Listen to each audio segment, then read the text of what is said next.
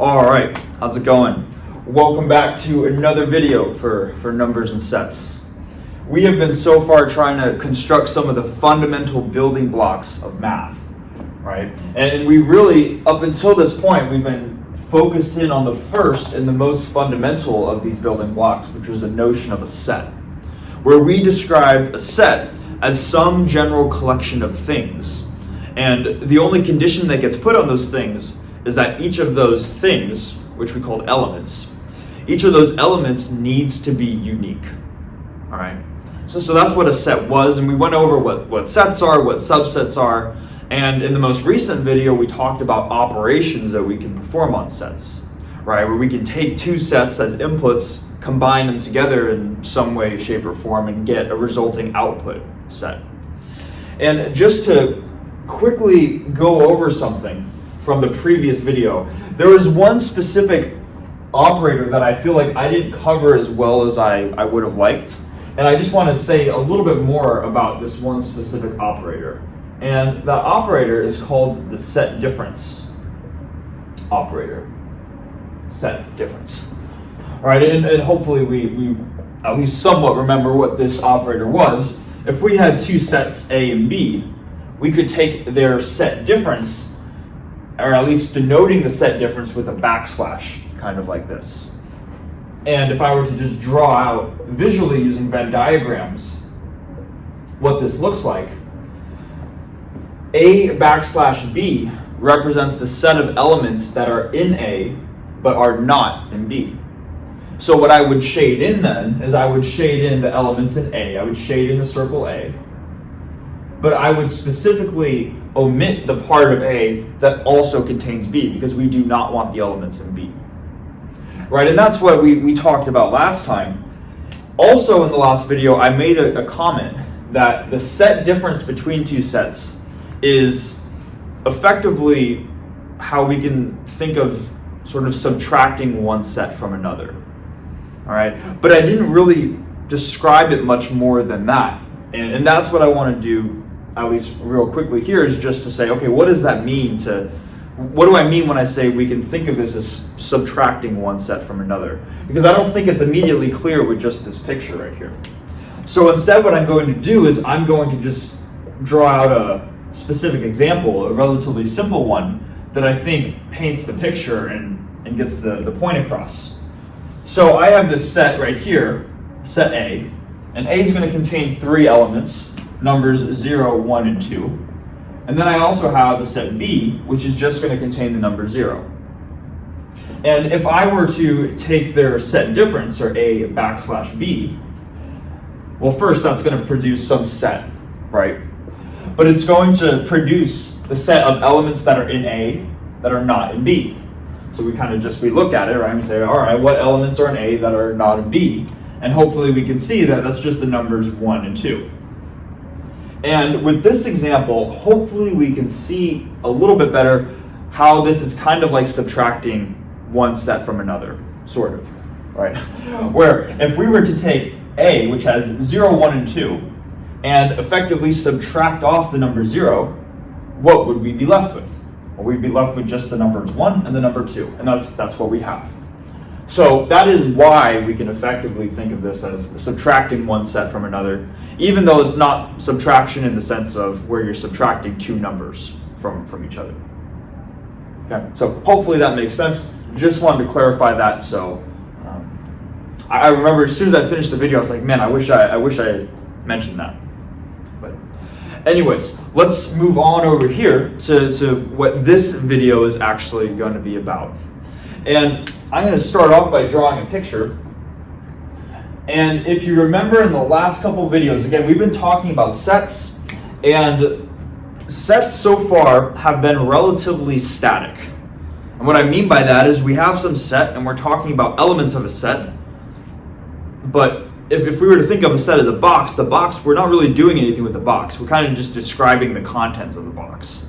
I guess you can say with set operations, we're combining boxes in some way, shape, or form. But at the end of the day, even after we combine two sets, we're still just left with some set. It's a relatively static thing. So what I want to do in this video is to introduce a new concept that is a little more dynamic, I guess you could call it that. And the idea is saying, rather than just having two sets, what if I want to start in some set, maybe set A, and I want to move from set A to set B? And in order to actually move between sets, we need some sort of mechanism to actually make that journey from A to B.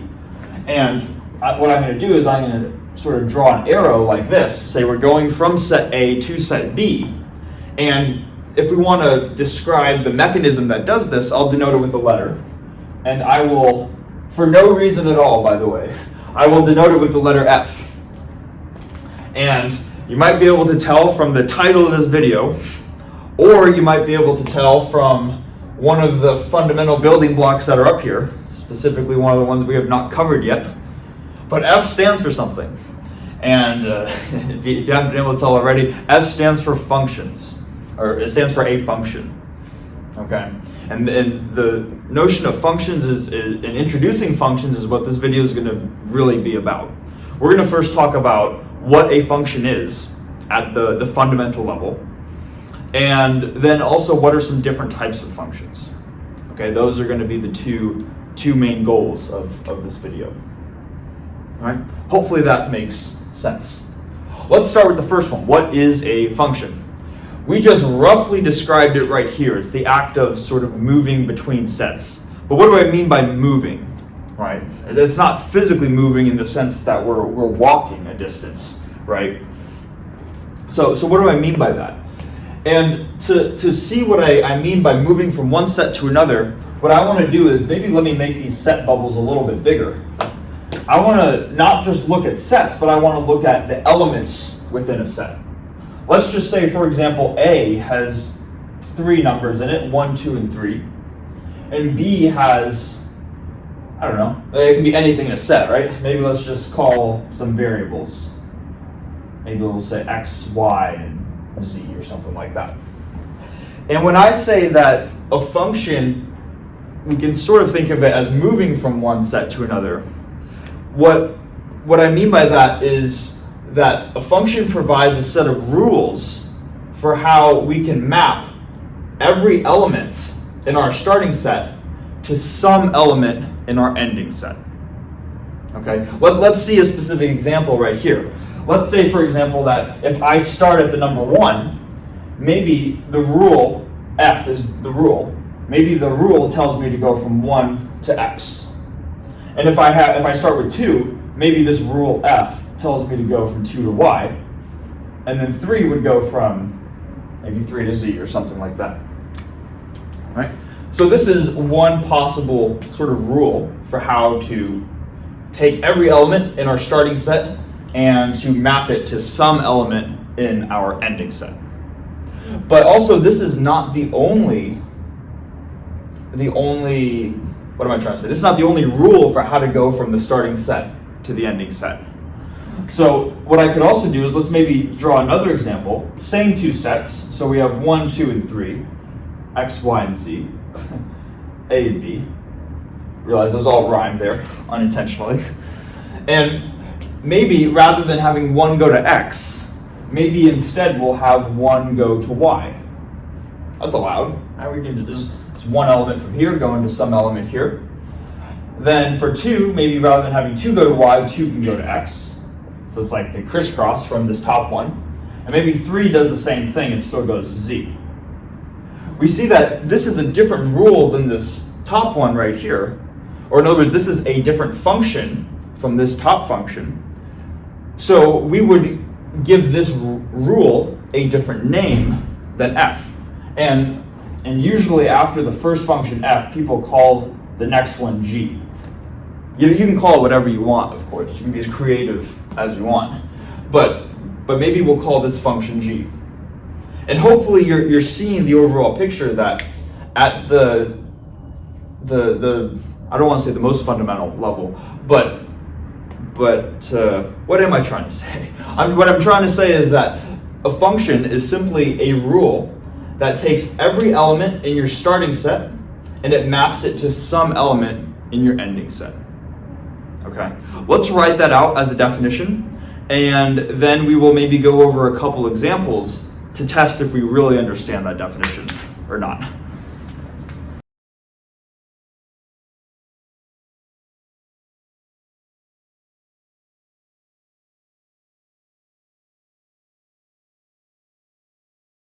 All right, so we've written out the definition of a function.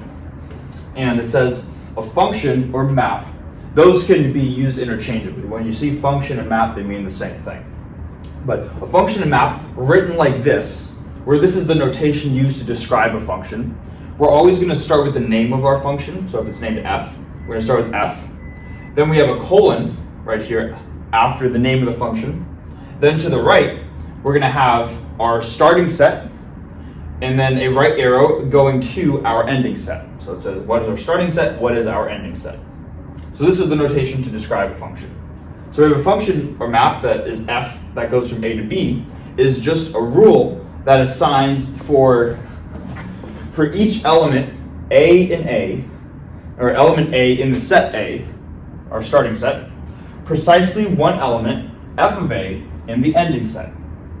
And we can write this as a maps to f of a. This symbol right here, the right arrow with the vertical line in the beginning, that stands for the symbol maps to. And we can say a maps to f of a. That's another way of denoting this. Okay, so hopefully this makes sense.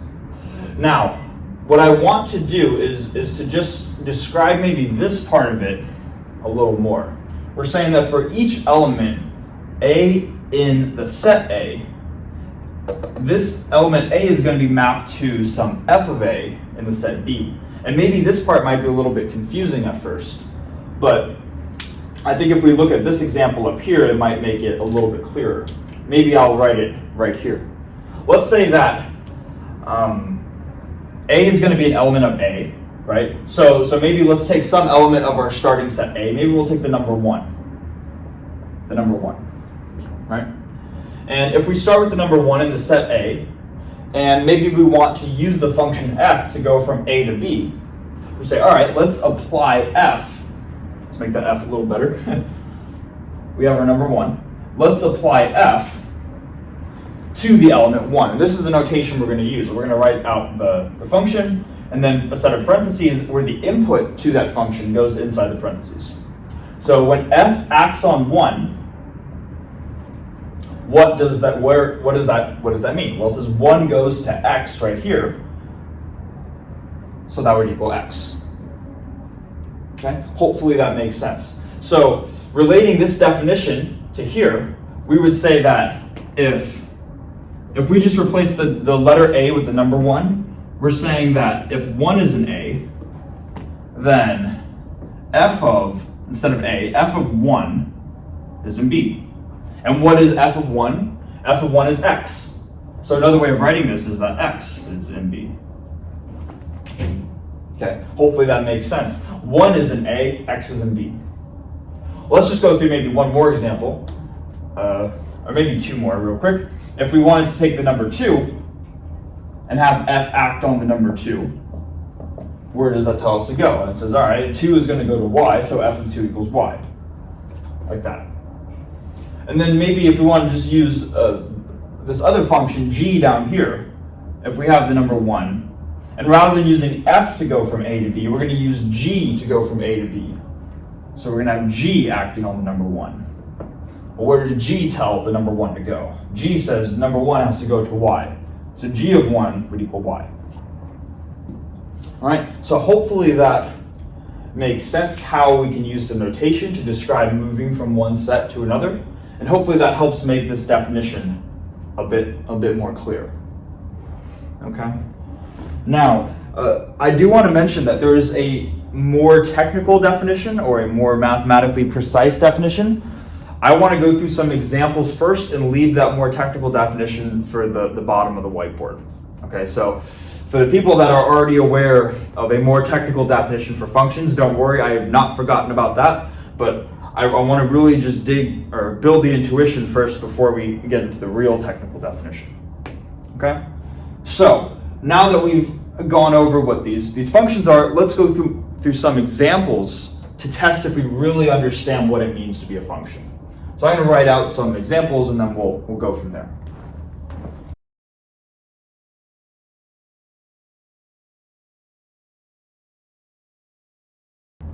Okay, so we have written out 3 different example functions, which I denoted f1, f2, and f3. And we want to just see, are these functions or not? This is going to test our knowledge. So I would take a quick minute maybe just to pause the video and see, okay, are each of these 3 functions, or are they not functions, and to understand why. That was the cue to pause. Hopefully you pause the video and you can get a sense for if each of these 3 are functions. I want to start with f1, where we want to say, okay, is f1 a function? Where it says 1 goes to x, 2 also goes to x, and 3 goes to z. And we say, well, according to the definition of a function, all that it requires is that every element in the starting set needs to map to precisely one element in the ending set. And is that satisfied? Okay, every element in the starting set is mapping somewhere, so that's good. And each of these arrows are pointing to exactly one element in our ending set. 1 goes to just x, 2 goes to just x, 3 goes to z. So according to the definition, yes, f1 would be a function. There's nothing against in the rule, or the definition, nothing against multiple elements going in the starting set going to the same element in the ending set. So f1 would be a function. Now what about f2? Where f2 has 1 goes to x and 1 goes to y, 2 goes to x, and 3 goes to z. And in the case of f2, maybe I'll come over here, f2 would not be a function, unfortunately. And why? Well, again, it says that every element in the starting set needs to map to precisely one element in the ending set. It is true that every element in the starting set gets mapped to somewhere, so that's good. But the number 1 maps to x, and the number 1 maps to y. So the number 1 is mapping to 2 elements in our ending set, rather than 1 element.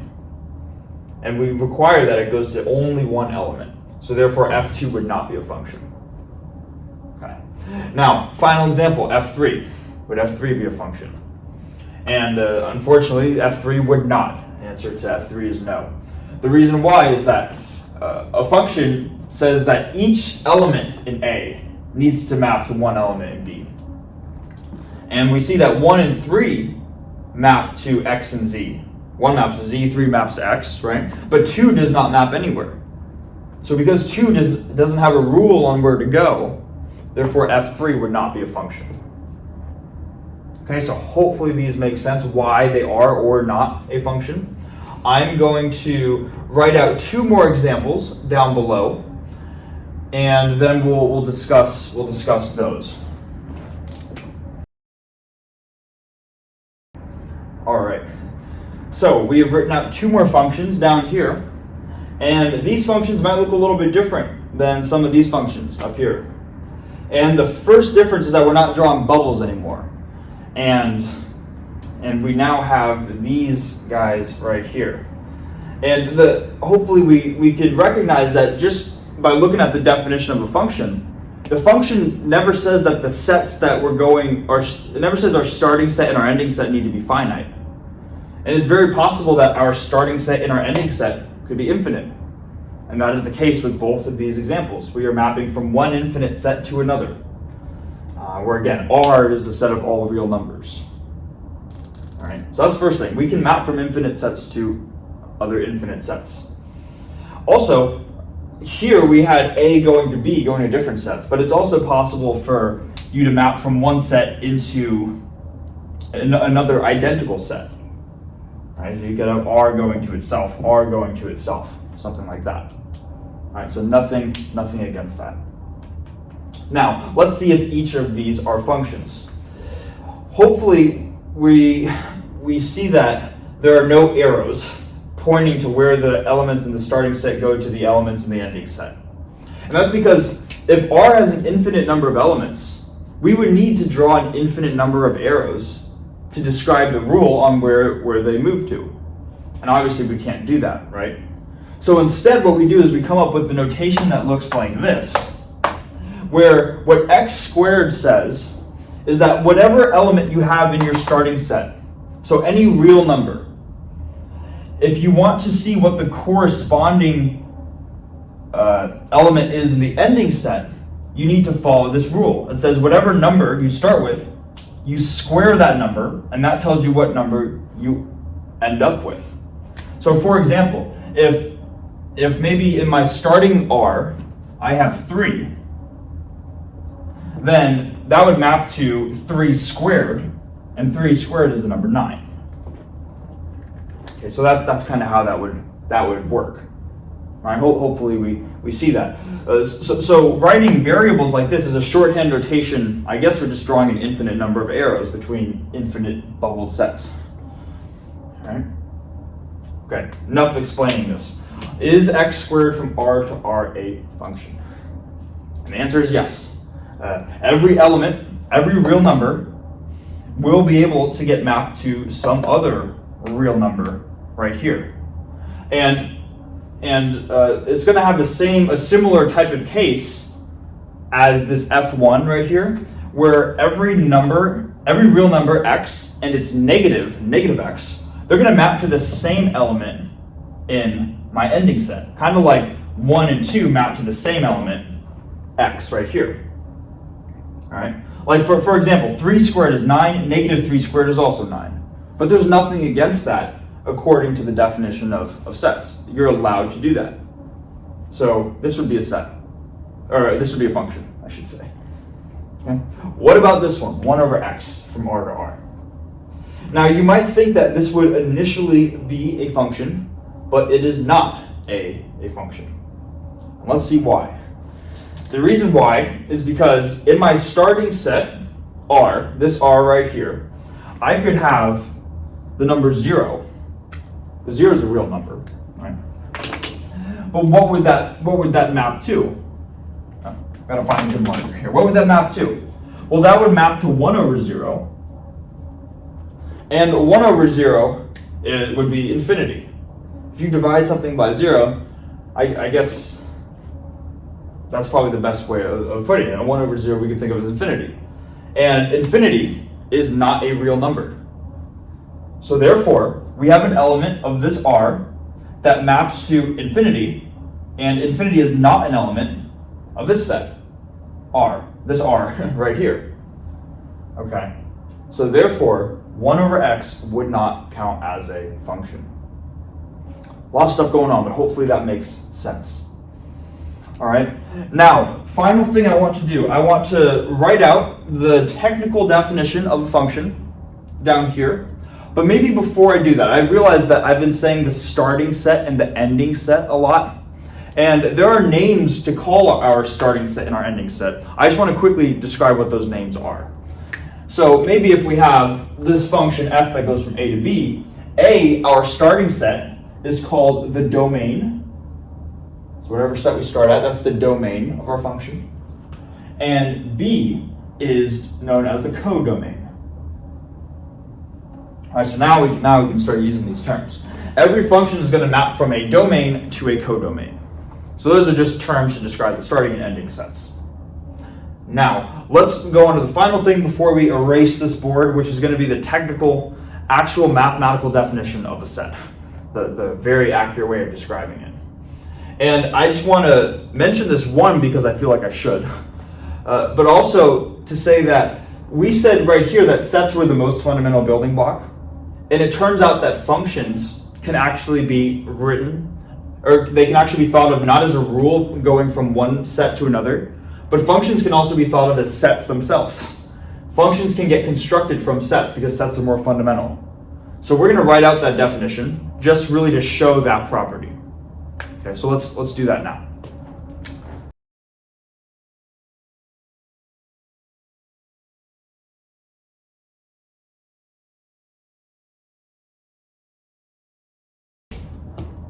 All right, so hopefully we can see the bottom of the board here.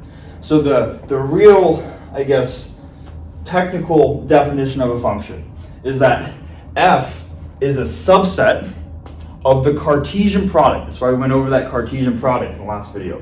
This is a subset of the Cartesian product A cross B, such that for every element A in the set A, there exists a unique element B in the set B, such that the ordered pair A comma B is an element of F. All right, so maybe we'll try to quickly describe this. First of all, the Cartesian product A cross B, that is a set of ordered pairs. If we remember that from our last video, that's like a box where everything in the box is an ordered pair.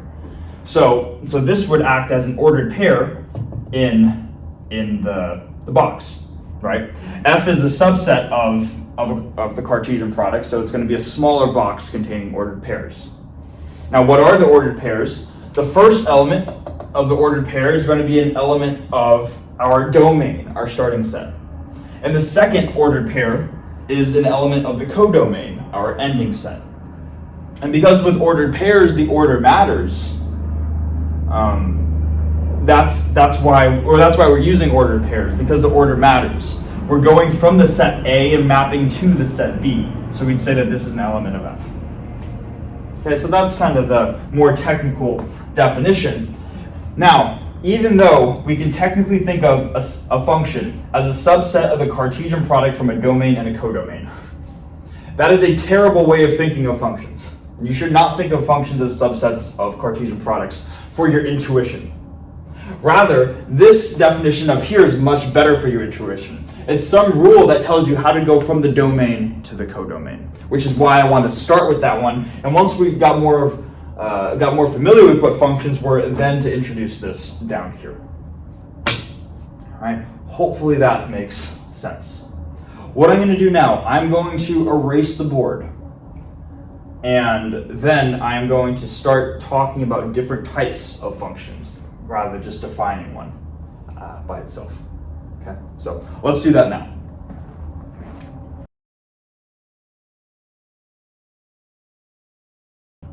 All right, so in the previous sort of board, we were talking about functions mapping from domains to codomains, but in each of the examples that we came up with, the size of the domain was the same size as the codomain. In other words, they had the same number of elements.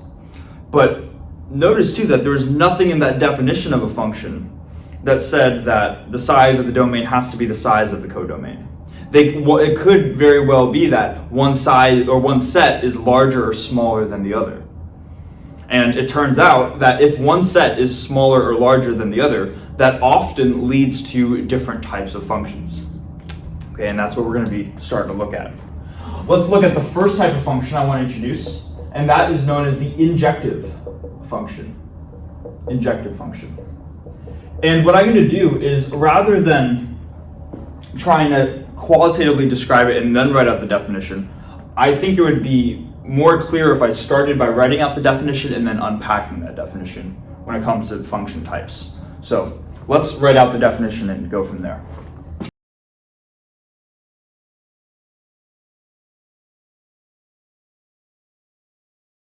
All right, so written out the definition for an injective function.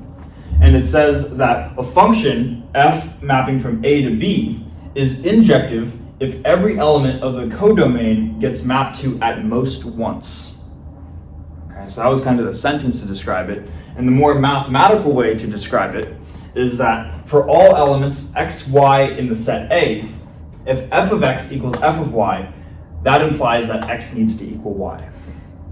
All right, and to unpack this, I want to draw a picture, I think, to describe this. But just be aware that as I'm drawing out this picture, that this technical definition and pretty much every other technical definition that follows is going to be very important, not just for our understanding, but for a lot of the homework problems as well. So these are not definitions that we can skip on. And most definitions in general we can't skip on. Really just that very sort of rigorous definition of a function at the very bottom here by saying it's a subset of A cross B. That's kind of the only one that we won't use too often, but every other one we will. Okay, so just keep that in mind. Okay, so we've drawn out a picture, and we have It says for all elements x, y in the set A. So I know that x and y are elements of the set A, and that if f maps from A to B, that means that f of x has to be in B, and f of y also has to be in B. Okay? Now, what is this definition saying? This definition is saying that if f of x is equal to f of y, in other words, if these two elements of the codomain are actually the same thing, they may be written differently. They may look a little bit different, f of x and f of y, but if these are really the same thing, maybe they're both equal to the number 1 or something like that. If they're the same thing, that implies that x is equal to y. In other words, if these two are the same, these two elements of the domain must therefore also be the same. Okay, that's what this definition right here is saying. Now, how does that relate to the sentence that a function mapping from A to B is injective if every element of the codomain gets mapped to at most once? How do they relate? And the way that I think it's most obvious to see how they relate is to paint kind of the opposite picture of what is drawn right here. Let me do that real quick and describe what I'm doing. So I'm still going to have A and B, and F is still going to map between them, and I'm still going to have that f of x is equal to f of y. So maybe let's do this right here. Let's say that f of x, make a slightly bigger bubble. F of x equals f of y. All right? So these two elements are still going to be equal in the codomain, but rather than that implying that the two corresponding elements in the domain are equal, now they're going to be separate elements. So now I'm going to have x and y, and those are going to be separate, distinct elements. They're not going to be the same thing. Oops, this should be an f. Okay? Now what does this mean? What does this mean? Well, if f maps from A to B here, that means that x has to go to f of x. Okay? And y has to go to f of y. But notice that these two elements are going to the exact same element in the codomain because f of x is equal to f of y. They're the same thing. So whatever we want to call this element in the codomain, whether we call it f of x or f of y, it doesn't matter. Whatever we call it, we can see that this element gets mapped to two different times. It gets mapped to once by x in the domain, and it gets mapped to a second time by y in the domain. So this would be an instance of where an element of the codomain gets mapped to more than at most once, gets mapped to twice, and that can't happen.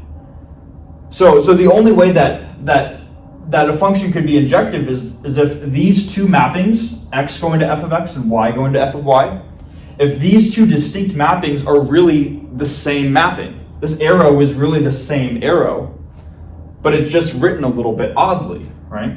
If f of x is equal to f of y, x and y have to be equal, so there's only one arrow going from the domain to the codomain. Therefore, every element here gets mapped to only at most once. There's at most one arrow going from here to here. I hope that makes sense. Okay, because that describes what injective functions are. All right. Now, I want to. We might say, okay, I think I get that. I want to also paint a picture in your head of what a way that you can think of injective functions. So that way, whenever you hear the term injective functions, you don't have to come up with all of this stuff in your head. You can say, okay, I can sort of visualize it as this to this. Okay? And what am I trying to say? And in your head, you can think of injective functions as mapping from a smaller set to a larger set. That is a way of imagining visually what an injective function is. So let's do that. Hopefully I can erase this. This was the counterexample. We can visually think of injective functions as going from a smaller set to a larger set. All right, that's the way we can think of them. Now, there are heavy asterisks on that though, okay? Just because we can think of an injective function as going from a smaller set to a larger set, that does not always mean that just because we're going from a smaller set to a larger set, that it's necessarily injective. It is a necessary but not sufficient condition. Okay? So let me explain why. Let's say, for example, let's go through a specific example. Let's say that we have a set with 1, 2, and we have a set here with 1, 2, and 3.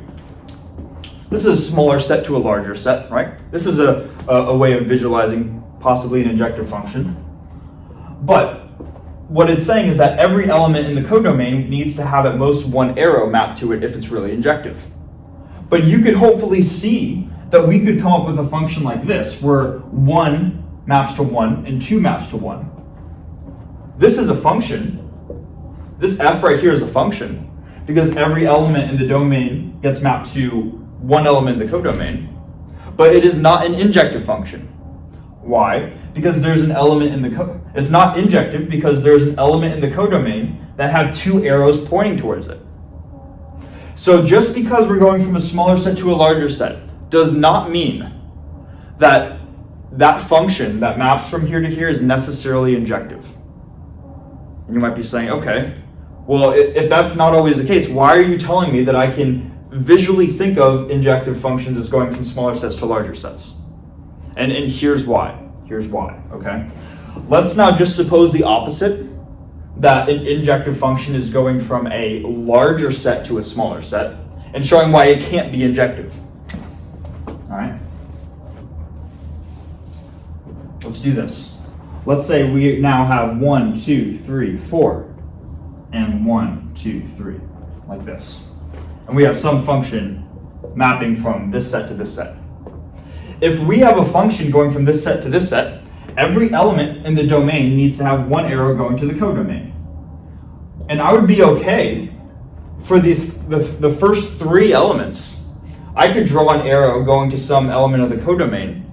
But look, once I get to this final element down here, no matter where I draw the arrow for f, or for 4, I should say, no matter where I draw the arrow for 4, it has to go to 1, 2, or 3. And as soon as it goes to 1, 2, or 3, now I have multiple arrows pointing to any of these elements in the codomain. So therefore, it breaks the fact that it's injective. We cannot have a larger set mapping to a smaller set and a function still being injective. And you might say, well, what if 4 just maps to nothing at all? Well, in that case, it's just not a function, period. Right? Every element of the domain needs to get mapped to be a function. So that's the reason why I'm saying that you can have a injective function, and you can think of an injective function as mapping from a smaller set to a larger set. Because a contradiction shows up as soon as you try to have an injective function mapping from a larger set to a smaller set. Okay, so that's how I like to visualize injective functions. When I hear injective functions in my head, that's what I'm thinking. Okay? Now, maybe one final thing on injective functions, and then we'll write out the next type of function, is that the way I like to memorize this, too, is that if I'm thinking that injective functions generally will map from smaller sets to larger sets, I'm imagining going to the doctor's office to get a shot in your arm. And if we were to think of the needle as the domain, and it is mapping the shot into our arm, which is the codomain, we are having an injection. And the small needle is mapping to my larger arm. So it is a smaller domain mapping to a larger codomain. So that's how I like to memorize injective functions, is they're kind of like injections, going from smaller sets to larger sets. All right. Hopefully that makes sense. So yeah, hopefully the definition makes sense, and hopefully it makes sense that we can think of them as going from smaller to larger sets, and that is a necessary but not sufficient condition for injective functions. Let's now move on to the second type of function, which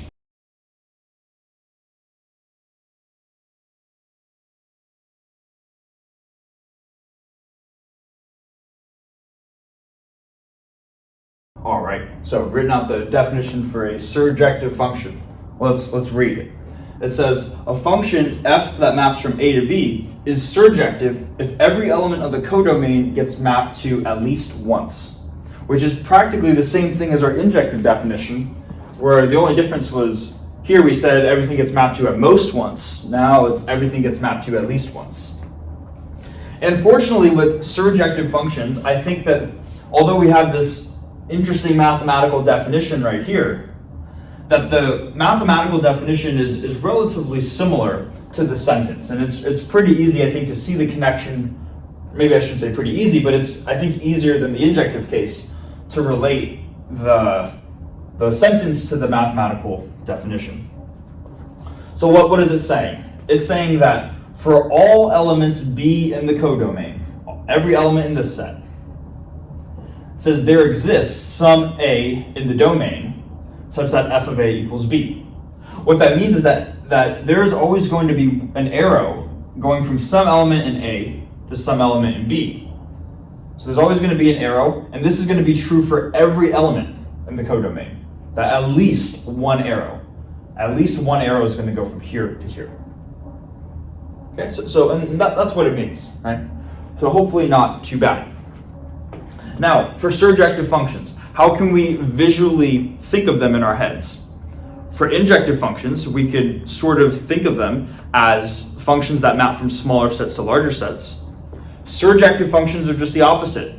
We can think of them as mapping from larger sets to smaller sets. Now, same sort of asterisk though here. Just because we're going from a larger set to a smaller set, that does not necessarily mean it is surjective. However, that is a necessary requirement in order for it to be surjective.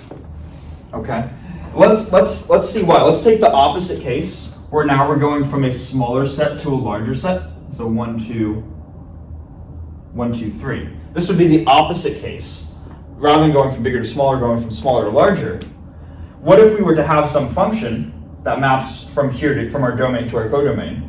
Well, we could have 1 go to anywhere. Maybe have it go to 2, and 2 can go to anywhere. We'll have it go to 3, so why not? Notice that there are arrows pointing to most of the elements in the codomain, but we run out of elements to go to the domain. There is no arrow pointing to the number 1 right here. All right, so this would be an example of if we had a smaller set go into a larger set, not every element of the codomain would have an arrow pointing towards it. And if you were to try to take an extra arrow to go towards the number 1, now all of a sudden you have a supposed function that takes one element from the domain and mapping to 2 separate elements of the codomain. That is not allowed by the definition of a function. So therefore this would not even be a function as soon as you try to have one element having 2 separate arrows. And every element can only have 1 arrow. So therefore, any function going from a smaller set to a larger set cannot be surjective, which is why in our heads we can kind of imagine surjective functions as mapping from larger to smaller sets.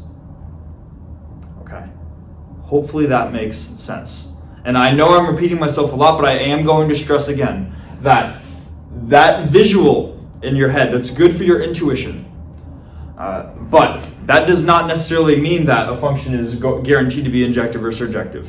If you want to actually check if a function is injective or surjective, you have to refer back to the definitions themselves. And you have to refer to those to really check, is a function injective or is it surjective? Okay, and this is why it's important to have our intuition and our definitions. Our intuitions allow us to think, oh, injections go smaller to larger, surjective functions go larger to smaller. But we still have the definitions to really fact check ourselves at the end of the day. Okay, hopefully this stuff makes sense. The final type of function that I want to write out here, and then I think we'll go over 2 more after this one, but there will be more compact. We're almost done. Is the final example, I should say, is called the bijective function. Bijective function. Bijective function. And just like with the injective and the surjective functions, We're just going to write out the definition at first, and then we'll unpack it.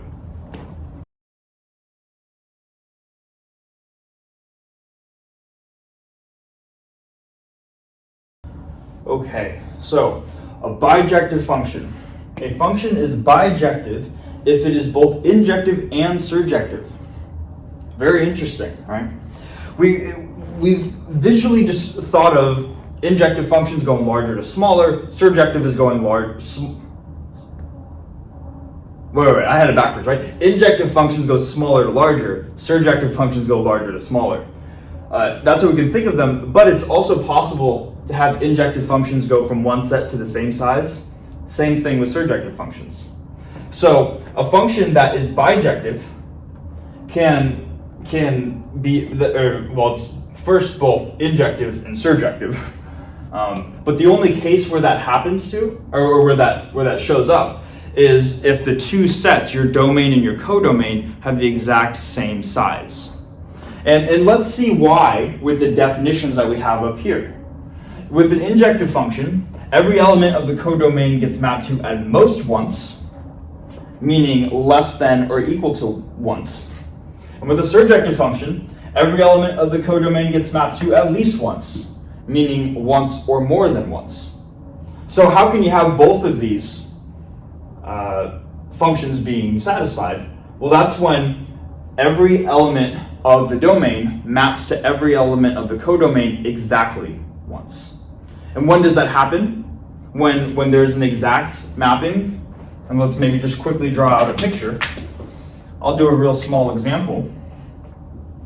1, 2, 3, X, Y, Z. This is back to some of our first examples, right? These are the same size. Every element of the domain maps to exactly one element of the codomain. This can only happen when the two functions have the same sizes, where this has 3 elements and this also has 3 elements. Okay, so that is a bijective function. Okay, bijective functions are very, very important too.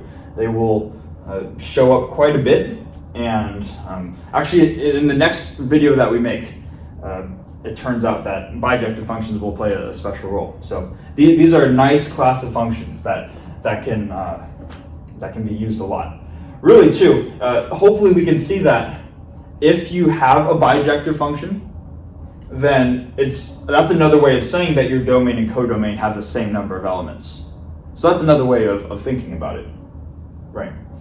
And just to be absolutely clear, when it comes to problems on the problem sets, and they're going to ask you to show that a function is bijective, you would need to first show that a function is injective, meaning satisfying this definition, and then you would also need to show that it is surjective, meaning that it needs to satisfy this definition right here. All right, so a lot of good stuff. Let's erase the board now, and then we're just going to go through just maybe like 2 more types of functions, and then we'll call it.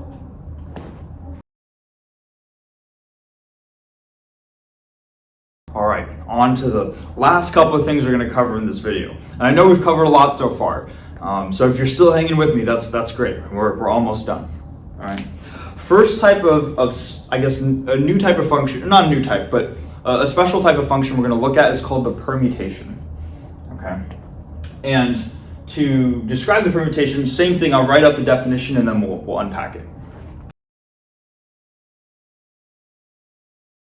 All right, so written out the definition for permutation. I realize I have a lot of A's. Let me change this to B because I have the letter A in the beginning there. Doesn't matter really. B. There we go. Fine. A permutation of a set B is a bijection that maps from a set to itself. All right, so kind of and maybe we'll call this permutation F, because a permutation is a type of function, so it's a type of rule that goes from the domain to the codomain.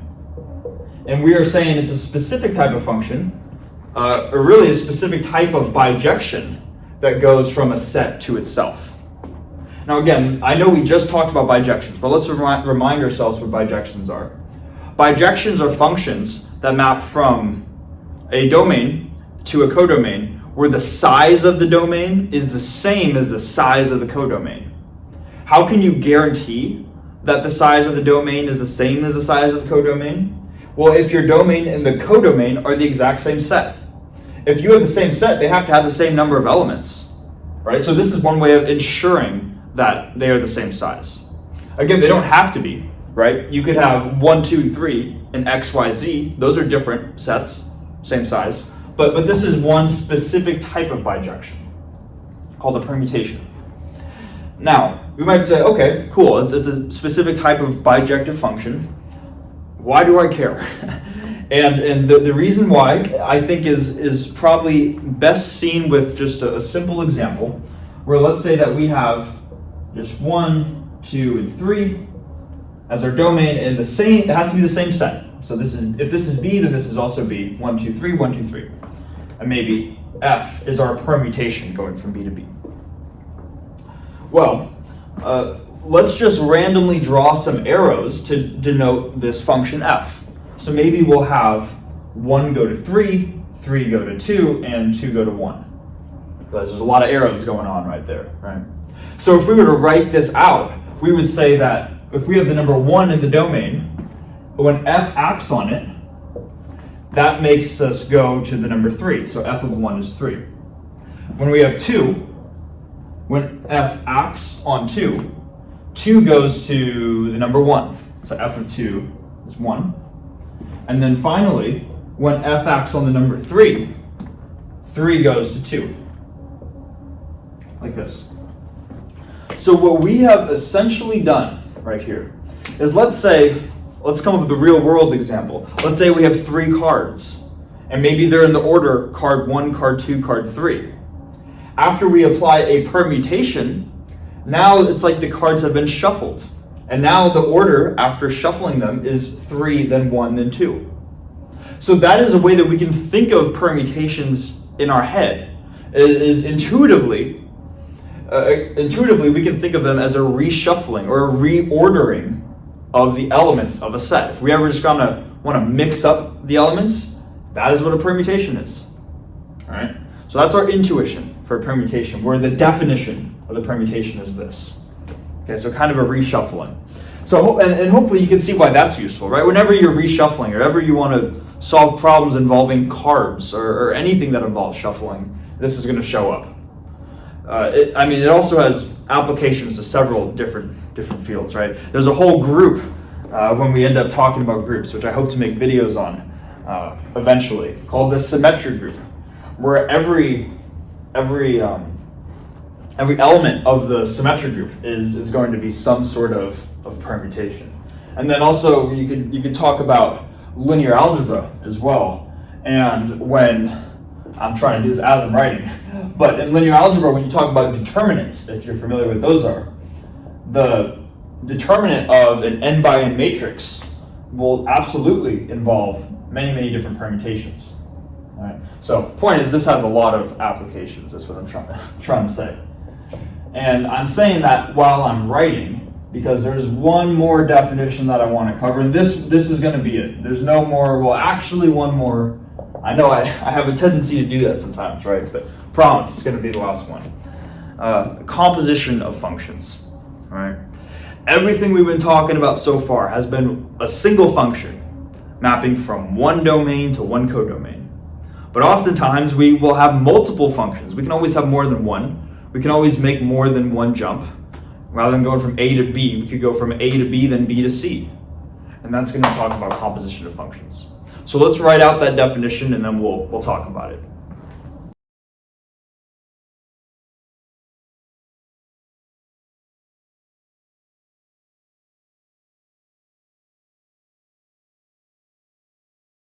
All right, so written out definition for a composition of functions. The composition of two functions is a function, it's a resulting function, that you get by applying one function after another. And to see this, we're going to have, I think it'll be cool to draw out a picture as well. We have one function that goes from A to B. So let's say this is my set A, this is my set B. We have a function going from A to B. And then we have a second function that's called G, going from B to C. So if we draw a third set, C, now we have another function, G, going from B to C. And we can write the composition of functions. Let's see, I want to make sure that I get this right, the order right. Yeah, okay. That we can write the composition of two functions as follows, where we can write this as g of f, like this, and g of f is the composite of f and g together. And g of f is a function, and it will map from not a to b or b to c, but from a to c, like this. Okay, and maybe if we wanted to visually draw this, that would be a full-on arrow. G of f going from a to c, like this. I always really like this drawing too, by the way, because it kind of looks like a smiley face. You get the cheeks on somebody that's smiling. These are the smiley eyes, the nose, and the big smiley face. So, anyways, that's it. That part is not important, right? Yeah. Anyways, so this is how we can write it. We can write this as g of f, like this. This is the composite function. This is how we can sort of combine multiple functions. Another way of writing g of f, I should have mentioned, by the way, the little circle is how we can denote of. So whenever we see this little circle, it's g of f. And if we have, another way of writing this, I should say, is we have our function g, and rather than taking in some input, kind of like what we've had over here, we had a function f that takes in an input. Well, g is going to take in whatever the result is of f. So if, here, actually, let me do this the opposite way. Let's do this the opposite way. Let's say we start with an element x in the set A. So we start with just an element x, and that is in the set A. As f acts on it, it moves over to set B. So now f of x, this is now an element of the set B, like this. Yeah, this is a better way of describing it. Now we can go a third step and to describe g as acting on f of x. So now g acts on this whole resulting quantity, and g of f of x is in C. So g of f of x is another way of writing g of f of x, like this. Okay, hopefully these ideas make sense. All right, now I know that was a lot to cover, and if you're able to keep up, that's fantastic. But yeah, that's all I have talking about functions and a couple different types of functions. Thanks for watching, and yeah, I'll see you in the next video.